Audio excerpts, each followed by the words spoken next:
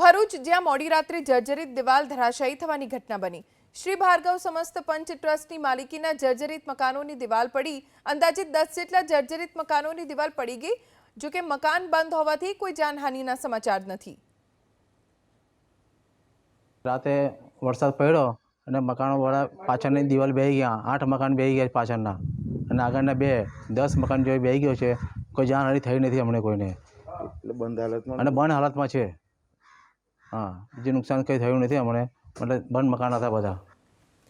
સમાચારોમાં આગળ વધીશું। અન્ય સમાચારો પર નજર કરીએ। મહીસાગર જિલ્લાના લુણાવાડા શહેર તેમજ આસપાસના વિસ્તારોમાં વરસાદ વરસી રહ્યો છે। નવા કારવા, પાવાપુર, હરદાસપુરમાં વરસાદ વરસ્યો। રામ પટેલના મુવાડા, સજ્જનપુર, દેગમડા પંથકમાં પણ વરસાદ છે। મહીસાગરના અલગ અલગ વિસ્તારોમાં વરસાદી માહોલ છે। જો કે ક્યારેક ધોધમાર તો ક્યારેક ધીમી ધારે વરસાદનું જોર જોવા મળી રહ્યું છે।